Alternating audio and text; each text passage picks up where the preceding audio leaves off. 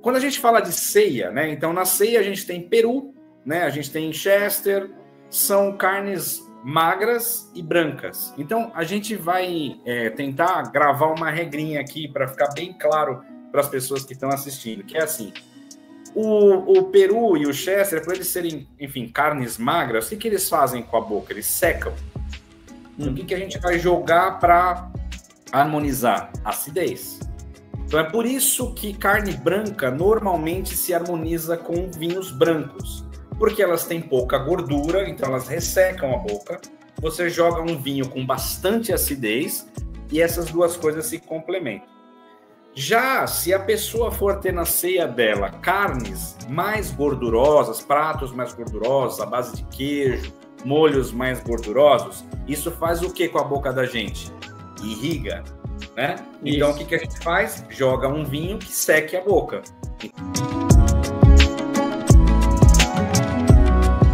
Sim. Olá, pessoal, tudo bem com vocês? Aqui é Anselmo Santana, mais uma vez no nosso canal Por Dentro do Assunto. E o assunto de hoje tem tudo a ver com festas, né? Fim de ano, Natal. Estamos aqui com 2 especialistas no assunto, né? Que é sobre vinho e o que esse vinho pode ser acompanhado, né? Mas eu gostaria que vocês se apresentassem, né? Para quem não conhece, eu já conheço a Patrícia, é um prazer conhecer aqui o Fabrício. Bom, pessoal, boa noite. Como o Anselmo falou, já conversei com ele. Acho que há 1 ano, 2 anos, sou muito ruim de data, mas para quem não me conhece, eu sou a Patrícia. Nós fazemos parte de um projeto chamado A Taça é Nossa, eu e o Fabrício. E a nossa paixão por vinho surgiu há mais de 12 anos, né? Então, a gente está nessa estrada aí fazendo várias viagens, degustando, experimentando, que é a melhor parte, né? Mas, em termos de profissão, eu sou gerente de produtos, né? Trabalho em banco. E a gente está aqui rampando um negócio que é o nosso amor e o nosso amor pelo vinho. Então, a gente, há 1 ano mais ou menos, nós conversamos, né? Falamos, por que a gente não faz um projeto legal para trazer cada vez mais pessoas para conhecer o mundo do vinho, de uma forma descomplicada, claro, né? E aí nós fundamos a Taça é Nossa. Então, o Fabrício, ele vai falar um pouquinho, ele é o sommelier, né? Nós somos sócios dessa empresa. E ele é o sommelier que faz ali todas as cartas, né? Todo o trâmite mais difícil, digamos assim, né? Que é escolher os vinhos. E a gente está aqui com muito prazer para conversar com vocês, tirar algumas dúvidas e espero que no fim dessa live vocês consigam beber vinho. Esse é o nosso objetivo primordial. Então, é um prazer, Anselmo, mais uma vez, muito obrigada pelo convite e obrigada, Fabrício, também por conseguir participar aqui conosco. Prazer é todo meu. Legal, Pá. Bom, eu, como profissão, né, assim, para ganhar dinheiro e sustentar e levar o leitinho do meu filho, eu sou gerente de tecnologia, né? Eu trabalho com TI, então eu tenho uma vivência grande aí em desenvolver produtos digitais para o mercado financeiro. Foi inclusive assim que num desses bancos aí que eu acabei conhecendo a Patrícia também. E desde o princípio a gente se identificou bastante por esse gosto pelo vinho. Claro que isso, como ela disse, há 12 anos atrás, o meu conhecimento dela também era bem menor do que hoje. A gente foi desenvolvendo essa paixão juntos. E aí, em algum determinado momento, eu senti que eu, sabe, assim, fazia pequenos cursos, pequenas degustações, cursos em vinícolas, e eu sentia a necessidade de, cara, eu quero me aprofundar mais, eu gostaria de... Despertou um propósito em mim de propagar mais a cultura do vinho, né?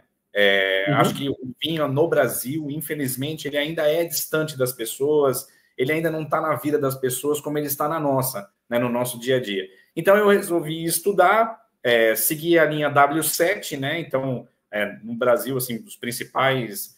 A gente tem a ABS, linha ABS, tem a linha W7, e aí eu cheguei até o nível 3. Então, hoje, enfim, não exerço a profissão de sommelier, mas como a Patrícia disse, a gente agora tem esse projeto A Taça é Nossa, que ele ganhou tração ao longo de 2024, a gente fez alguns eventos e tudo mais, mas a gente está com planos bem mais ambiciosos aí para 2025, de ter um belo calendário de eventos, enfim. A Patrícia, ela é uma mente privilegiada, muito criativa, tem um apreço muito grande pela estética, então os nossos eventos, eles são todos muito bonitos, e obviamente que isso da criação e dessa capacidade que a Patrícia tem, então a gente está juntando aí essa capacidade, essa criatividade dela, com um pouco do conhecimento que eu tive aí ao longo dessa jornada, e obviamente o que nos une, o nosso propósito, que é propagar a cultura do vinho para todo mundo. Quais são os tipos de vinhos mais indicados para as celebrações, né, de fim de ano, como Natal e Réveillon? Legal, vamos lá. Bom, a gente tem aí uma miríade aí de sabores, né? Então, é bem interessante a gente falar um pouquinho sobre isso.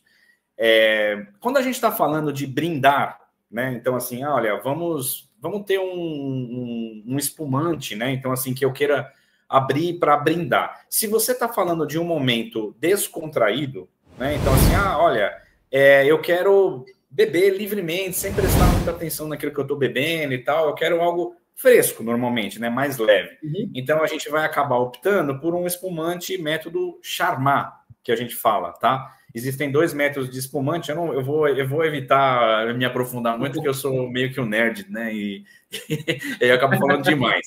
Mas tentando isso, descomplicar. Existem 2 métodos, que é o tradicional ou champenoise e o Charmat.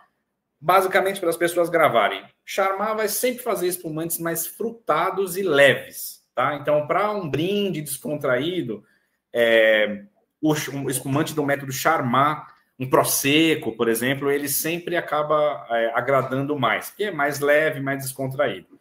Já do método tradicional, que é tipo um champanhe ou uma cava, habitualmente são espumantes que a gente acaba harmonizando com comida, tá? Quando a gente fala de ceia, né? Então, na ceia a gente tem peru, né? A gente tem chester, são carnes magras e brancas. Então, a gente vai tentar gravar uma regrinha aqui para ficar bem claro para as pessoas que estão assistindo, que é assim, o peru e o chester, por eles serem, enfim, carnes magras, o que eles fazem com a boca? Eles secam.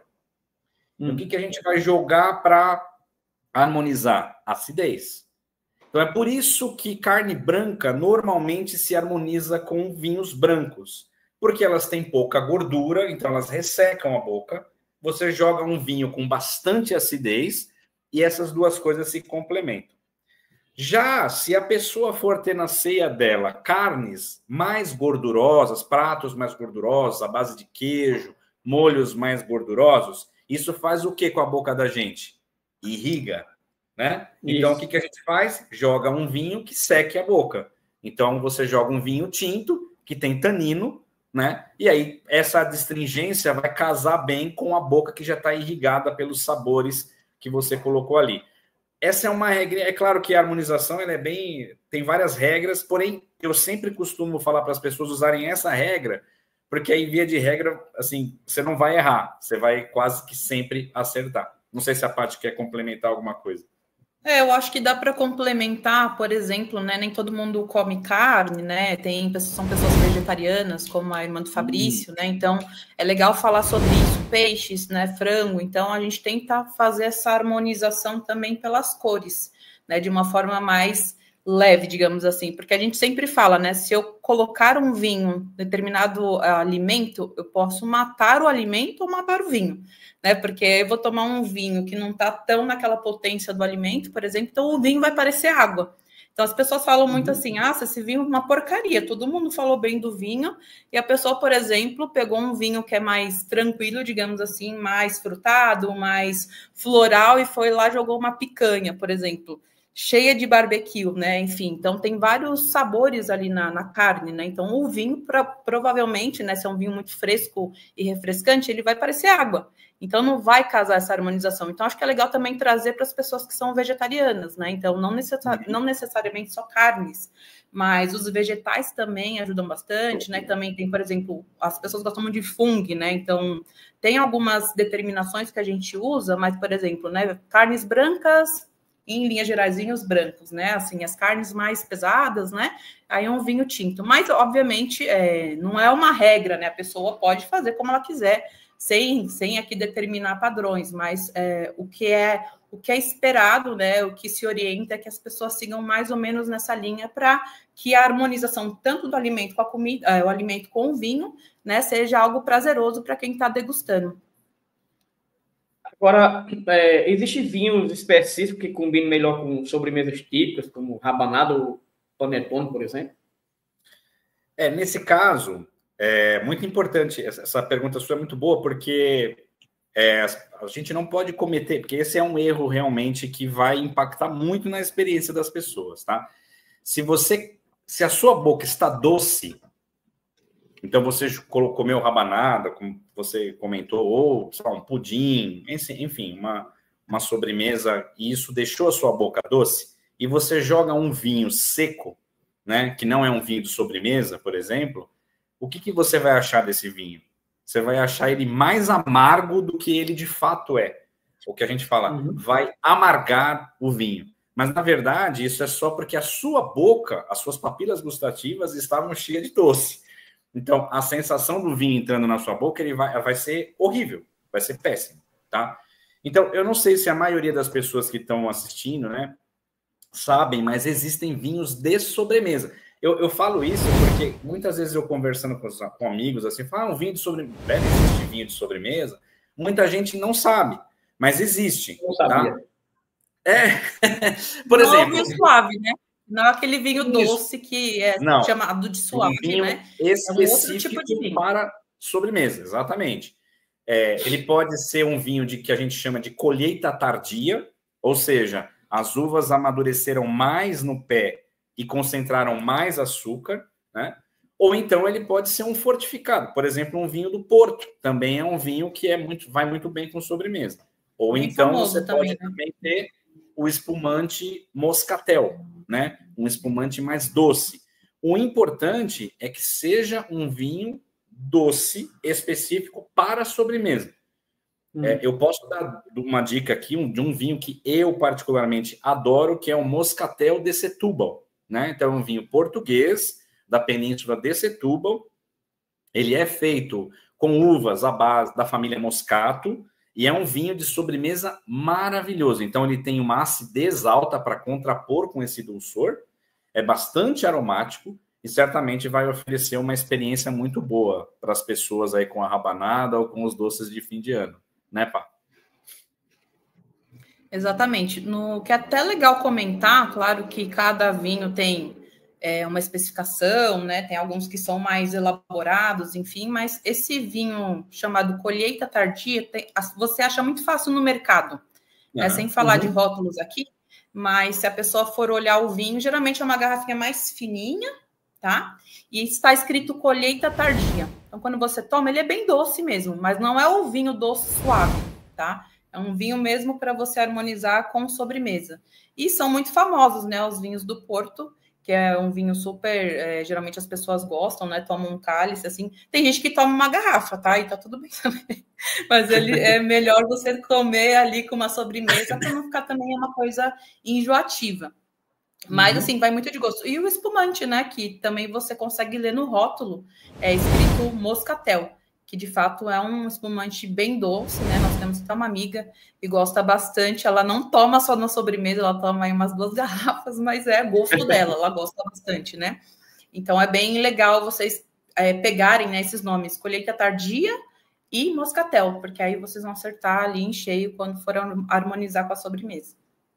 A Patrícia falou uma coisa muito interessante, que para mim enseja um gancho rapidinho aqui, que ela falou assim, ó, não é vinho suave, é um vinho de sobremesa. Aí as pessoas vão falar, mas os dois são doces, né? Qual que é a diferença? Então, importante, o vinho suave, ele é um vinho de baixa acidez, tá? E, no nosso ponto de vista, isso faz o vinho ficar enjoativo, tá? O vinho de sobremesa não é enjoativo. Um bom vinho de sobremesa não é enjoativo. Por quê? Porque ele tem muita acidez. A uva é vinífera, então ela consegue concentrar o grau de polifenóis e também a acidez. Então, a acidez contrapõe o dulçor e não deixa o vinho enjoativo, chato. Que é o que acontece. Respeitamos o gosto de todo mundo, tá, pessoal? Não tem regra, pelo amor de Deus, aqui. Mas é o que acaba acontecendo um pouco no vinho suave. Ele é um pouco, para mim, pelo menos, né? Acaba sendo enjoativo. Você cansa de tomar justamente pela falta de acidez. Patrícia e Fabrício, quais dicas vocês dariam para quem está começando a explorar o mundo dos vinhos e quer escolher opções mais acessíveis, assim, para as festas?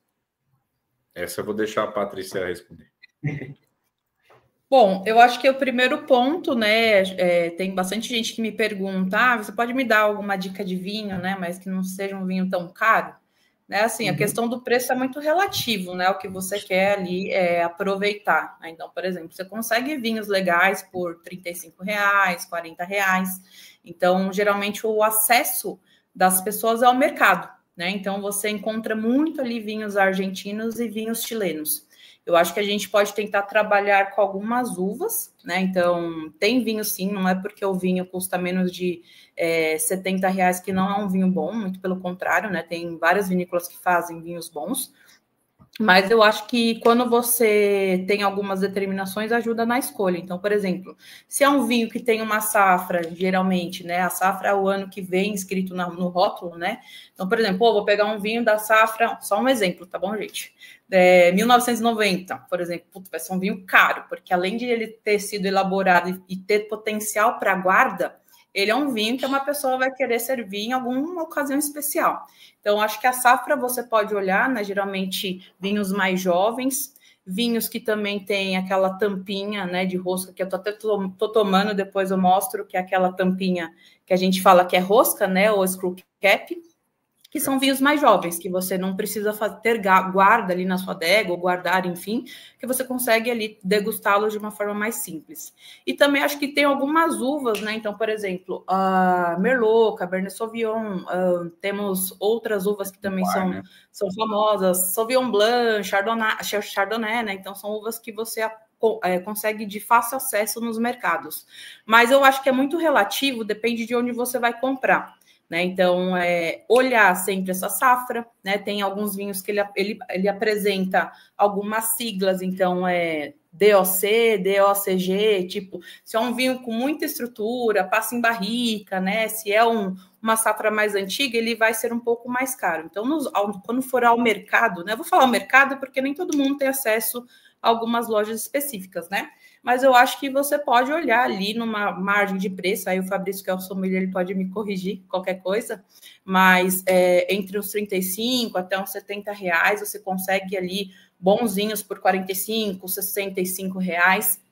Vai muito do gosto da pessoa, né? Às vezes eu faço uma provocação da pessoa sair um pouquinho da parte dos argentinos e chilenos, né? Explorar outros países, né, regiões, principalmente os vinhos brasileiros, né, que justamente acho que dá para a pessoa ali curtir uma coisa diferente. Então, nessa faixa de preço, você consegue vinhos bons, né, o rótulo, às vezes, né, assim, algumas vinícolas já têm adotado isso, então, no contrarótulo, tem algumas informações do vinho falando sobre harmonização, né, sobre o que aquele vinho vai trazer de propriedade, então, acho que ajuda bastante a pessoa no momento da escolha, mas eu acho que dá para trabalhar nessa faixa de preço.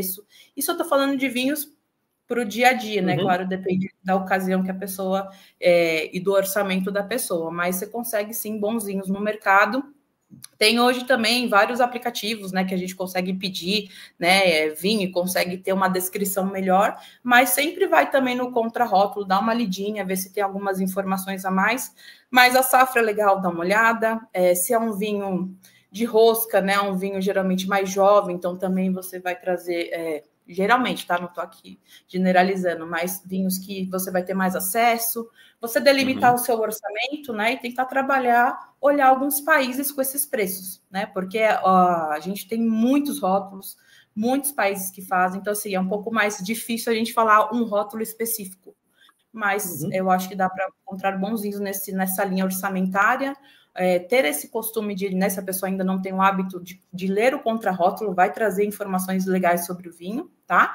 E olhar as safras também. Então, quando você olhar, né, porque às vezes a pessoa fala, eu quero um vinhaço.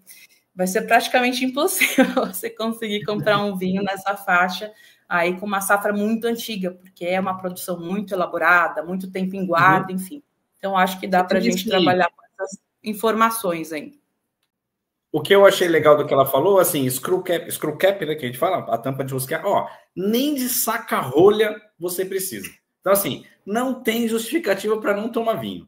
É só ir lá e girar, acabou, abriu. Nem de saca-rolha precisa. Então, é um vinho, olha a indicativa como tem um indicador aí do produtor, leva para um piquenique, né, um vinho para ser bebido jovem, a ser apreciado livremente, né? Então, eu concordo com a Paty nesse sentido, né? O vinho com screw cap, normalmente, há grandes vinhos, tá? Com rosca screw cap, especialmente neozelandeses, por exemplo, que quase todos são, mas é um indicador de que esse é um vinho jovem, um vinho que você vai beber assim tranquilamente, tá? O que ela focou assim no preço, achei interessante, mas considerando que a pessoa está começando a beber vinho, não faz sentido ela tomar um vinho realmente de uma safra. Ela não vai conseguir apreciar isso, vai gastar dinheiro e não vai conseguir. Talvez ela nem goste, né? Exato, não vai gostar, né? Então é um paladar que vai sendo treinado, né? Então começa por safras jovens, vinhos mais jovens, nessa faixa de preço que a Paty comentou. E eu queria acrescentar aqui, ela não gosta muito, mas eu vou falar aqui, que é uma uva, que é a Pinot Noir, né? A Pinot Noir é uma uva... A Pinot Noir é uma uva que ela tem pouco tanino, tá? Então ela é uma uva que, quando você vê a cor, inclusive, é uma cor quase translúcida, assim. É bem fraquinha, assim, né? Porque justamente a casca dela é muito fina, então ela não tem tanta cor no vinho, mas é um vinho de alta acidez, bastante frutado. Então, para quem está começando, é um vinho que vai agradar mais, no meu ponto de vista, pelo menos, acho que vai funcionar bem, tá? Além das que ela comentou, Merlot também, sem dúvida, Syrah, são uvas que a gente sempre fala, olha, começa por essas, até você vai tomar uma Taná, por exemplo, que é uma uva extremamente tânica, eu adoro, né? Mas a questão é que a pessoa, às vezes, isso vai chocar um pouco a pessoa, o peso, o corpo do vinho pode chocar essa pessoa que está entrando no mundo dos vinhos agora. Que é uma questão que a pessoa que está começando, geralmente ela está no suave, né? Que é o vinho que é doce. Tem no contrarótulo também, tem vinhos que são meio seco. Então, ao invés, talvez, a pessoa ir direto num seco, para não ter aquele choque, né, no paladar dela, pode ir ali caminhando para o meio seco, que é um vinho que está ali entre um doce e um seco totalmente, e ela vai evoluir no paladar, porque vinho assim, é tomável, não tem segredo. Quanto mais você toma, mais você evolui. Igual café, né? Quem gosta muito de café fala que quem gosta de café mesmo gosta sem açúcar. Não sei, porque eu não sou uma pessoa, a melhor pessoa para falar de café, mas acho que uma alternativa também é. E também vem escrito, tá? No contrarótulo, vinho meio seco, vinho suave, enfim. Então não dá aquele choque. Então são opções, né? Que a pessoa pode ter também no mercado, tá? Elas conseguem encontrar essas informações em vinhos de mercado também. Justamente o que eu ia perguntar, para quem nunca tomou vinho, por exemplo, eu chego lá no supermercado, enfim, a primeira coisa que eu tenho que fazer quando eu vejo aquele monte de vinho na minha frente? Comprar tudo. Essa é uma ótima pergunta. Salário em vinho. Mas a Patrícia falou uma coisa que eu acho bastante interessante, que é a história de que vinho é beber. Tem até um termo que é utilizado no mundo do vinho, pelos sommeliers, tal, que é litragem, né? Então, assim, eu não tenho litragem com vinho italiano, não tenho litragem tanto com vinhos dessa região X, porque, de fato, é litragem mesmo, você tem que beber, tá? Então, assim, o que eu diria para a pessoa eu quero começar a tomar vinho, vai experimentando. Como a gente comentou na resposta anterior, não gaste muito dinheiro no começo, porque não faz sentido. Tá? Às vezes a pessoa tem grana, né? Tem um poder aquisitivo alto, fala assim, eu vou começar a comprar os vinhos que é bom. Cara, você não vai conseguir apreciar. Então, mas que não vai, né? Talvez até vá. Porém, provavelmente, isso é treino. São coisas que você vai treinando, não é? Da mesma forma como o nosso paladar para comida também evolui. Coisas que eventualmente, tirando a Patrícia, coisas que eventualmente você... Gosto de vegetais aí, tem 38 anos e nunca evolui. Mas é questão de gosto. É muito ruim, vegetais e salada, mas enfim. Coisas que provavelmente você não gostava quando era criança, né? O tempo foi passando, você aprendeu a apreciar, né? Então, com vinho é a mesma coisa. Então, o que a gente indica é aquilo que a Patrícia falou mesmo. Olha, escolhe uma uva, então a gente falou algumas aqui, Pinot Noir, Syrah, Merlot, safras mais jovens, Screw Cap é um sinal de ser um vinho mais jovem também, e vai identificando o seu perfil. Porque, por exemplo, eu e a Paty, que a gente já viajou para vários lugares juntos, né, para tomar vinho e tal, estudamos vinho juntos, a gente tem perfis diferentes, né? Tem vinhos que, por exemplo, eu sou de um estilo mais Borgonha na França, eu sou apaixonado pela Borgonha. A Paty, ela já tem um estilo mais Bordeaux. O que quer dizer isso, né? Quer dizer que ela tem preferência por vinhos mais alcoólicos, mais potentes, com passagem por carvalho. Não é o meu caso. Eu já gosto de um vinho mais sofisticado, mais elegante. É perfil. Ah, quer dizer que eu não tomo Bordeaux? Pelo amor de Deus, me passa o Bordeaux aí. É claro que eu vou tomar. Porém, é o meu perfil. Assim, se eu tiver um Bordeaux e um Borgonha, claro, vamos tirar a ocasião, comida, etc. Mas se eu tiver só esses dois vinhos, eu vou no Borgonha, porque é o meu estilo. Então, isso também serve para as pessoas que estão começando. A pessoa vai identificar o paladar dela e ela só vai conseguir fazer isso bebendo vinho. A uva, ela ajuda bastante, tá? Então, é o que o Fabrício falou, né? Acho que uvas que tem ali, geralmente são vinhos mais refrescantes, frutados, né? Então, essas uvas, por exemplo, Pinot Noir, ela é uma uva que você consegue tomar um vinho. Vamos tirar a Borgonha de lado, mas enfim. O próprio Chardonnay, acho que são as uvas que as pessoas mais tomam, né? Chardonnay, Merlot, Cabernet Sauvignon, Pinot Noir, enfim. E você vai entendendo ali a logística daquele vinho, olhando também o contrarótulo, porque geralmente vinhos que passam por barrica são vinhos que vão trazer mais estrutura. Então a pessoa fala, como que eu sei que passou por barrica? Precisa vir, né, atrás. Geralmente eles têm evoluído a questão dos rótulos, tá? Mas é legal dar uma olhadinha, às vezes antes de comprar, fazer uma pesquisa também. Puta, eu vi esse vinho aqui, achei legal, né? O que ele traz de composição? Então tem uma ficha técnica sobre o vinho. Então, também pode ajudar a pessoa, né? Quando ela fala, quero vinhos leves e frutados, vai aparecer algumas opções na internet com uma ficha técnica legal, safra jovem, né? Uvas mais refrescantes, mais com fruta mesmo, enfim. Mas é o que o Fabrício falou, vai precisar fazer esse sacrifício e tomar muito vinho, entendeu, Anselmo? Você já está tomando vinho, Anselmo, inclusive? Ainda não, desde aquele tempo para eles começar, não comecei. Então, né? Eu ia te perguntar isso, mas, ó, acho que você pode mudar isso aí, hein, nesse fim de ano, comprar um espumante, uma coisinha para sua família. É bom. Eu tenho que começar. Agora, como escolher um vinho ideal, considerando o gosto pessoal dos convidados e o clima da época? Tem como, não? Tem. De novo, né? A gente vai sempre buscar acertar, né? Através de um gosto médio. Então, assim, você vai fazer uma festa de casamento, enfim, você vai fazer uma festa. Não tem como você agradar todos os seus convidados, né? Vou dar o vinho a X para um, Y para o outro. Não tem. Então, normalmente, o que você vai? Você vai naquilo que é mais a média, vamos dizer assim. Então, por exemplo, se fosse dar uma festa, eu indicaria um Merlot, né? Que é um vinho, é uma uva, assim, você não erra. Não erra. É uma uva com tanino médio, acidez média, frutado, redondo, que a gente fala. Então, um vinho sem arestas, normalmente, né? Claro que tem merlots ruins, tá? Mas normalmente é um vinho sem arestas, um vinho redondo, né? Ele sempre desce bem, ele não incomoda as pessoas, ele não é nem fraco, entre aspas, e nem forte, entre aspas. Então, é um vinho médio. Então, um Syrah também normalmente tem essa mesma característica. Então, eu iria mais nessa linha. O vinho branco, por exemplo, eu sou apaixonado por vinho branco, eu amo, mas eu percebo que não são todas as pessoas que gostam.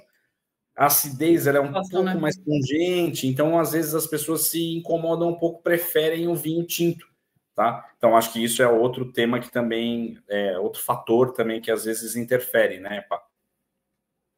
O rosé, né? Acho que o rosé também é uma boa escolha, porque geralmente as pessoas, né, estão ali no meio termo, né? Não estou nem no branco, não estou nem no tinto, enfim. Então acaba tendo, às vezes, um rosé um pouquinho mais de estrutura, um rosé mais refrescante, enfim. Então tem essas opções das uvas, né? E o vinho rosé geralmente agrada muito, assim, também. É um vinho que as pessoas gostam, né? Claro que você vai descobrir ali melhor o seu público, mas é o que o Fabrício falou. Se eu estou num casamento ou num evento, como é que eu vou saber?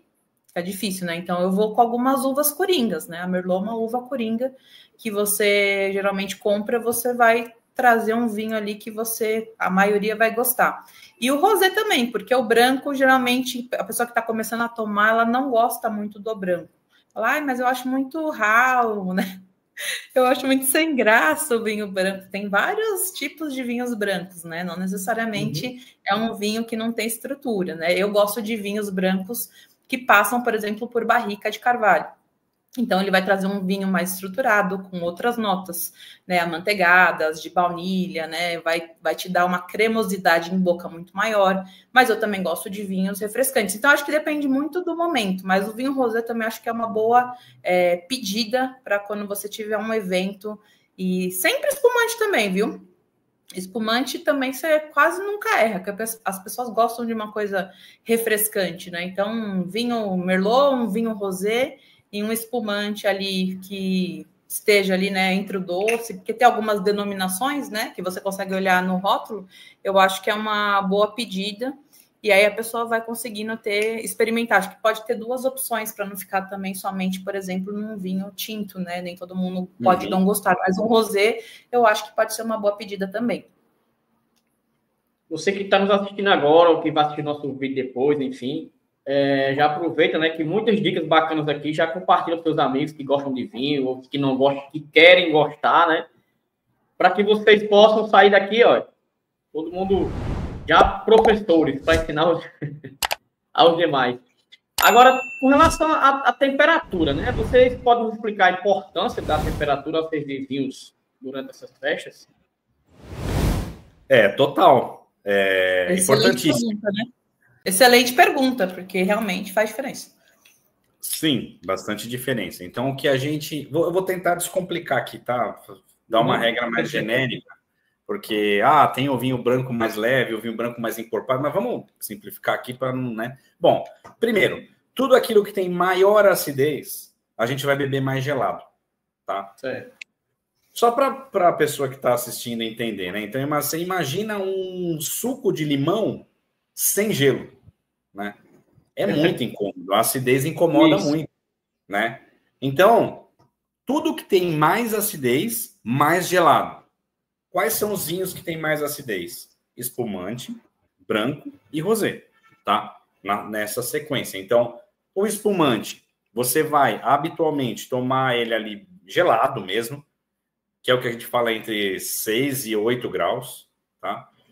O vinho branco, e o rosé, a gente pode encaixar junto, entre 8 e 12 graus, né? Depende, mas vamos colocar uma média de 8 e 10 graus, então gelado também, mas um pouquinho mais fresco, vamos dizer assim. Já os tintos, eu indicaria ali entre 15 e 18 graus, ou seja, quase no que se fala de temperatura ambiente. Evidentemente, aqui no Brasil, hoje em São Paulo, até nem está tão calor, mas nessa época do ano faz 30 graus, né? Então, assim, se você puser temperatura ambiente, você vai matar o vinho, tá? Então, essa é uma regrinha aí, entre 15 e 18 graus para os vinhos tintos, que significa o quê? Se você colocar ele entre 20 e 30 minutos na geladeira, antes de tomar e tirar, ele está na temperatura certa. Já o vinho branco e o espumante já é um pouco mais, algo em torno de 1 hora e pouquinho, você deixar ele na geladeira para tomar. Aí você pergunta para mim, por quê? O vinho tinto, se você bebe ele gelado, primeiro, você perde boa parte da capacidade aromática dele, o vinho o aroma fecha. Tá? E sentir aroma é muito importante para o nosso cérebro entender o que ele está bebendo. Então, isso aumenta a nossa sensação de prazer, sentir o cheiro do vinho.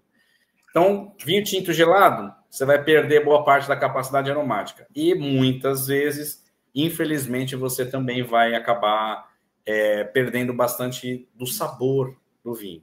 Né? É um erro que as pessoas cometem, sabe? Até em restaurantes. Você pega um vinho, vem um vinho tinto gelado. Né? Não é algo que é aconselhável, tá? Se a pessoa não tem uma adega, não tem problema. Pega o vinho, coloca num baldinho com gelo ali, 15 minutinhos, ele está na temperatura correta, tá? Acho que é isso. Acho que o ponto também do vinho tinto, a questão é exatamente essa, né? Assim, quando que as pessoas falam, você tem que ficar girando a taça e sentindo aroma, isso é frescura, né? mas faz parte do processo de você sentir o que você está bebendo, né? Então, você não está bebendo, você está degustando. Você pode beber, normal, mas vai te dar muito mais prazer você girar a taça, esse movimento, ele vai ali aflorar as propriedades que aquele vinho tem. Então, quando o enólogo, ele faz, né, ele promove todo o fluxo ali para promover e fazer o vinho, ele tem uma ideia, ele tem uma expectativa com aquele vinho. Mais aromático, mais frutado, menos frutado, mais cremoso. Então, quando a gente abre o vinho, né, tem alguns vinhos, inclusive, que você coloca numa jarra que nós chamamos de decanter, justamente para esse vinho respirar, a gente fala, justamente para abrir as propriedades do vinho. Então, quando eu faço esse movimento, né, de rodar o vinho e primeiro eu levo esse vinho ao nariz, justamente eu estou começando a minha experiência. Então, vai vir memórias afetivas, memórias olfativas. Então, se eu gosto muito de fruta, vai vir as frutas, vai vir especiarias, vai vir outras propriedades. Quando você coloca em boca, vai só contribuir para a sua experiência. Então, é uma coisa muito legal, assim, porque parece uma cerimônia, mas, assim, faz parte da sua experiência. Justamente por isso que a gente fala que vinho é uma arte. Porque quando você acompanha o processo do vinho de elaboração desde o momento que ele está nas videiras, a uva, é sensacional. É um negócio fora da curva, é muito prazeroso. Então, quando você imagina o enólogo, né? O enólogo é quem faz o vinho, né? A gente até conversou sobre isso, sobre o enólogo, que é a pessoa que faz o vinho, né? Que estuda para aquilo, então tem várias propriedades para entender os terroirs, as videiras, as uvas que estão ali propícias para aquele país, para aquela região. O sommelier, que é o Fabrício, então a pessoa que também estuda, mas não é ele que faz o vinho, é ele que apresenta, né, esses vinhos e faz cartas de vinhos e promove eventos, pode dar curso, enfim. E tem a pessoa que é a enófila, que sou eu. Né? Então, eu sou apaixonada por vinhos, a gente chama no mundo, digamos assim, mais de boa, que são as pessoas wine lovers, né? As pessoas que gostam muito de vinho, mas cada um com a sua característica.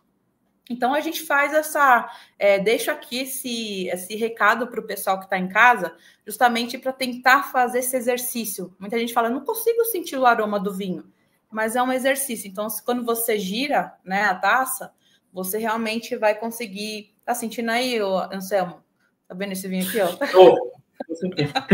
Aromas frutados de morango, framboesa, enfim. Mas é muito legal, porque isso promove uma harmonia quando você coloca em boca. Então, é bem legal a gente falar. E a temperatura faz toda a diferença. Excelente pergunta que você fez. Toda a diferença. Aqui a gente tem a enófila, tem o sommelier e tem o não sei dizer, que sou eu. Agora, que tendências ou novidades no mercado de vinhos podem surpreender nas comemorações, né, de fim de ano? Vou te falar, esse mundo fitness, né? Ele tá, nem que seja só para fazer pressão, né?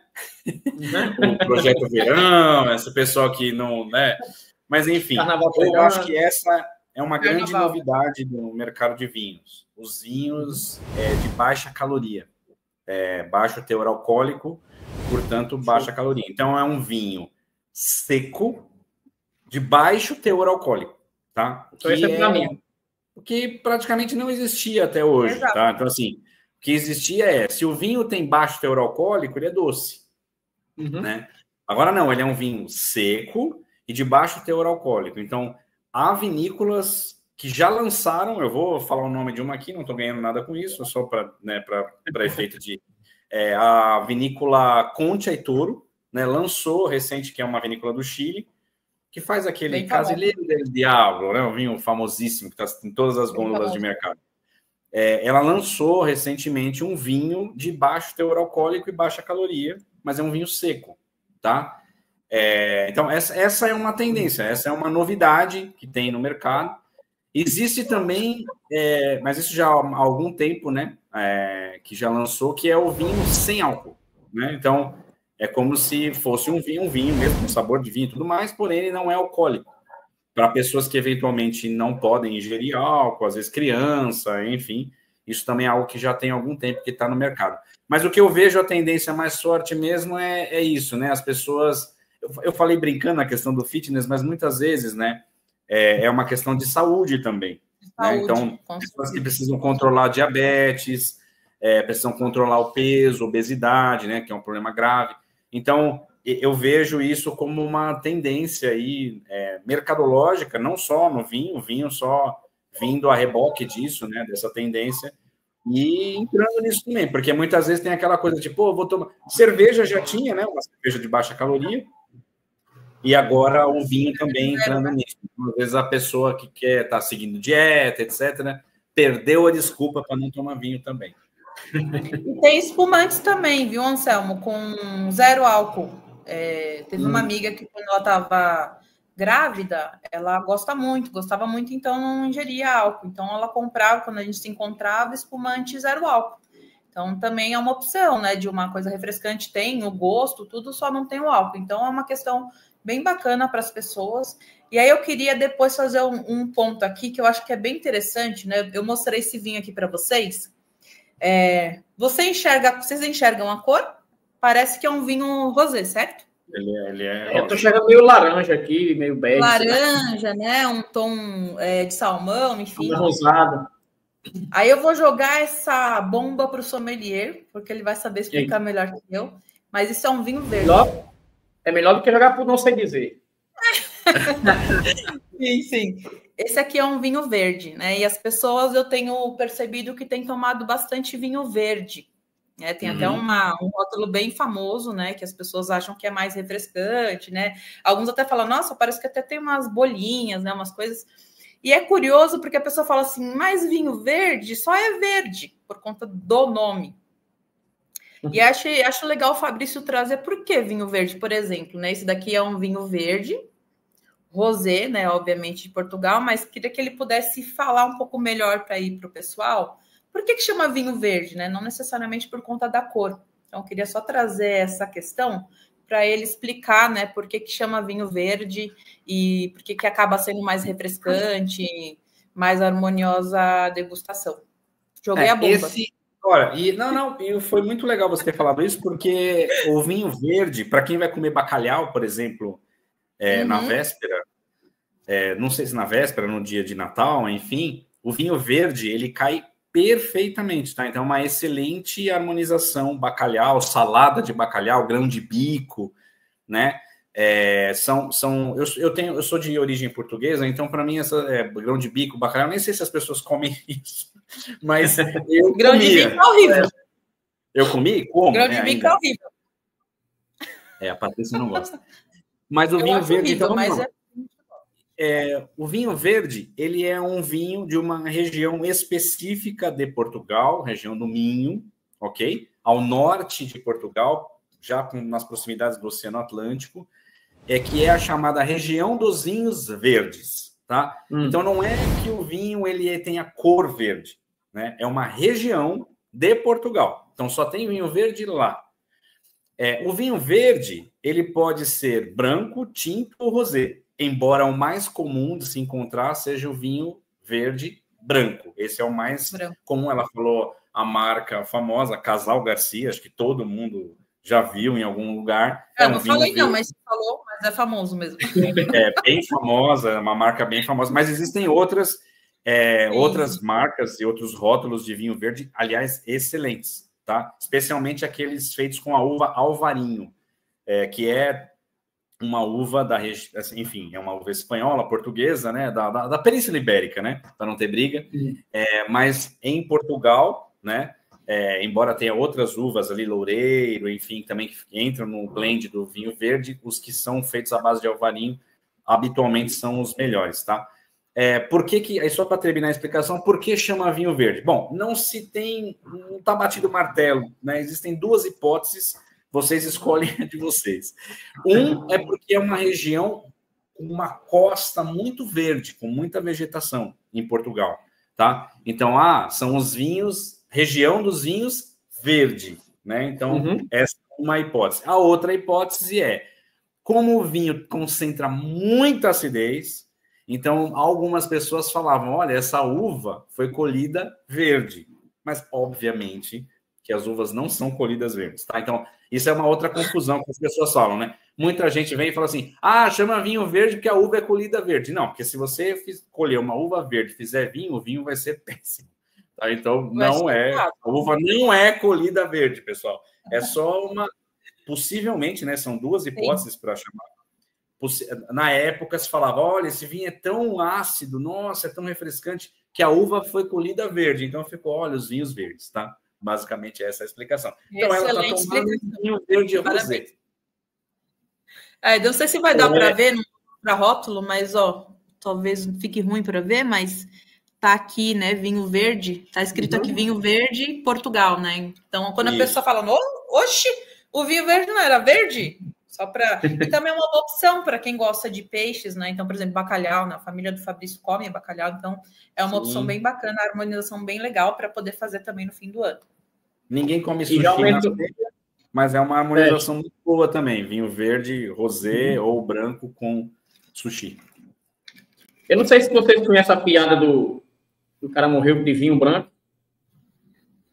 Não. Mas ele morreu mesmo? Não, o cara ia passando a pista, olhou para um lado, viu um vermelho, quando olhou, viu um branco e bateu nele, era um carro.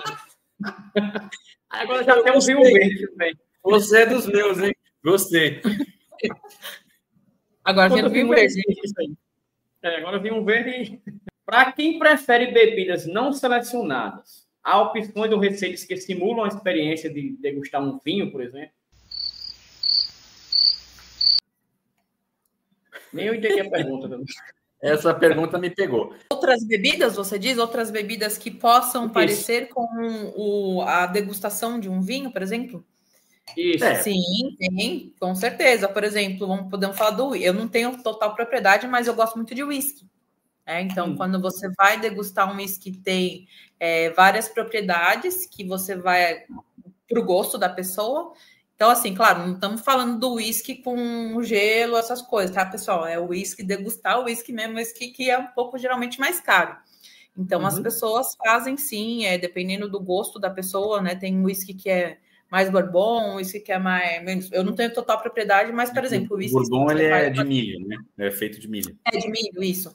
Então, assim, tem diferentes tipos de whisky.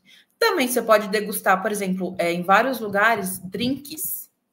É muito famoso as pessoas degustarem drinks, claro, né? Assim, vamos tirar a parte do happy hour, que é legal, a gente pede lá as coisas. Mas tem lugares de drinks em São Paulo. E aí, como é que chama a pessoa que faz os drinks? Esqueci o nome Mixologista.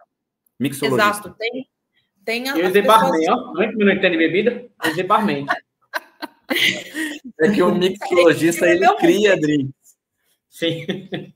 E ele cria... A champanhe passa longe, né, disso aí? Champanhe? Oi? Sim, champanhe passa longe, né, do vinho. Eu acho. Não, champanhe é um vinho. É um vinho. A gente não entende, mais uma vez? Champanhe é um vinho espumante. O espumante, ele também é vinho, tá? Senão ele fica triste. Só que ele é feito com uvas de uma região específica da França, chamada Champagne, tá? Então, maravilhoso, inclusive. Estivemos lá no ano passado, foi uma experiência memorável, maravilhoso. Mas por isso que eu gosto é por isso que eu gosto desse canal. Não é porque seja meu, não, mas é por dentro do assunto, tá vendo? Eu cometi vários gastos aqui, o apresentador, e tá por dentro do assunto agora. Mas eu vou... Desculpa, mas a Paty acabou indo na linha do uísque ali, e o uísque é mais caro que o vinho. Tudo bem, faz parte. Mas o que eu vejo? Você quer uma experiência perto de tomar um vinho? Suco de uva. Eu acho que é o mais próximo, sabe? Na igreja. Eu me lembro de uma época... Teve uma fase que a Patrícia cortou o álcool, né? Estava fazendo um tratamento... Estava de dieta, achando que ia estourar... E emagrecer sem tomar vinho. E aí ela ia e tomava suco de uva nos restaurantes. Era bom, só que é cheio de caloria, não é? Tem bastante caloria. Esse é a grande questão, né? Ele parece vinho e tal, lembra, né? Vinho. Porque, afinal de contas, a matéria-prima é a mesma, né? O vinho é feito de uva. Sim. Porém, tem que tomar bastante cuidado, porque tem carboidrato e é calórico. Então, mas eu acho que a experiência que aqui o Anselmo está trazendo é justamente, por exemplo, pessoa que não gosta de vinho.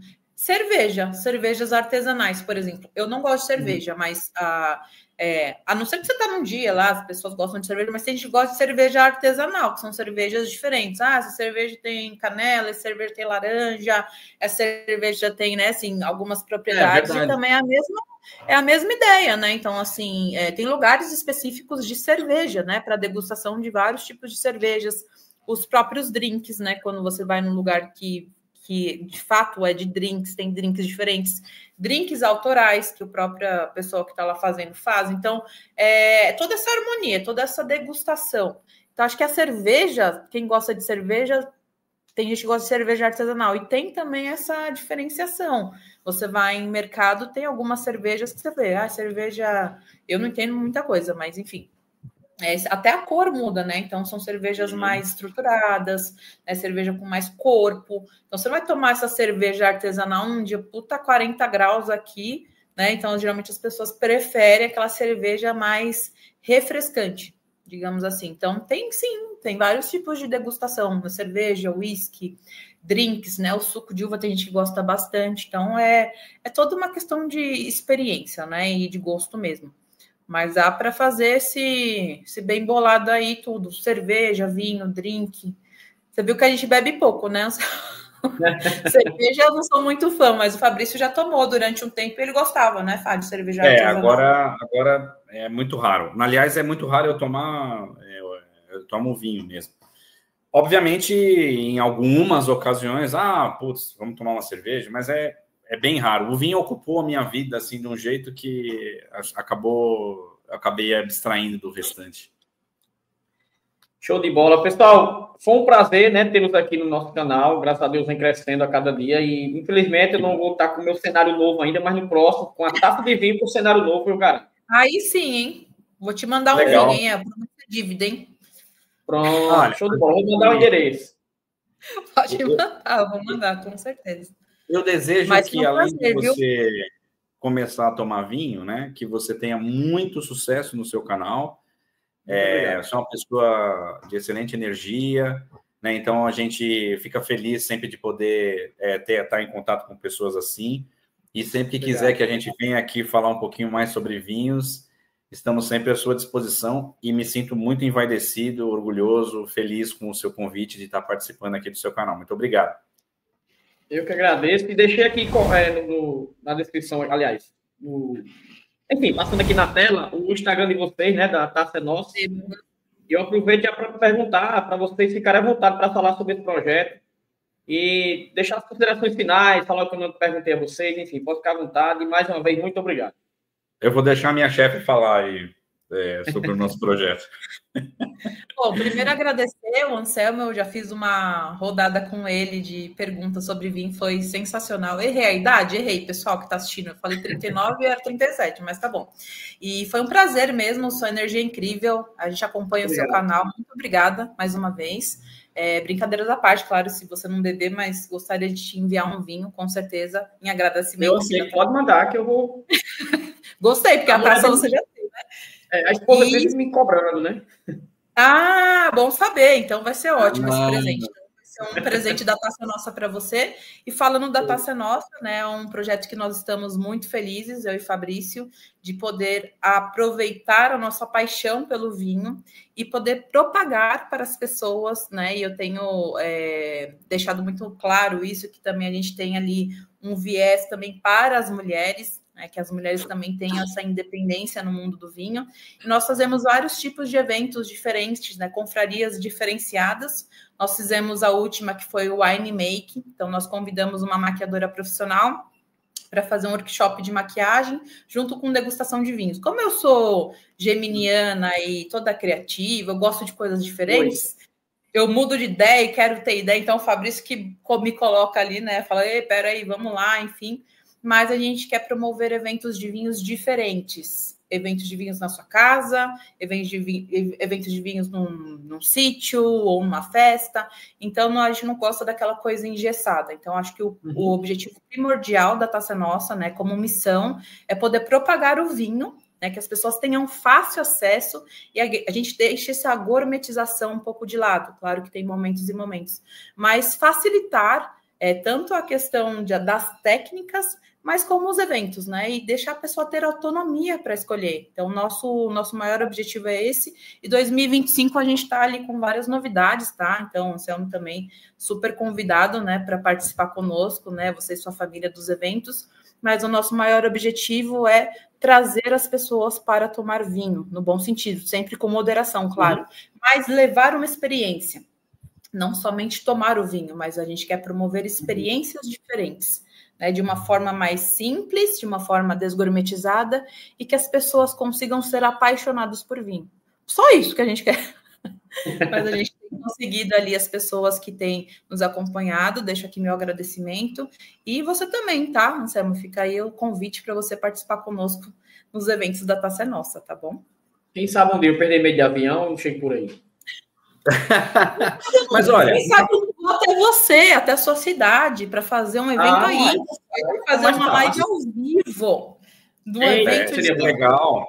E uma das coisas que a Patrícia tem também me provocado, assim, a gente tem idealizado, e algo que a gente está tentando amadurecer, é a questão da gente fazer confrarias digitais, né? Então, nossos eventos, eles são 100% presenciais e tal, mas a parte tem provocado muito, mas aí a gente acaba, sei lá, atingindo só o público de São Paulo, né? Enfim, não seria legal a gente expandir isso e fazer uma confraria digital? Então a gente manda o vinho para casa da pessoa e a gente se encontra numa plataforma Zoom, Teams, enfim, para fazer uma confraria online, né? Então são coisas que a gente...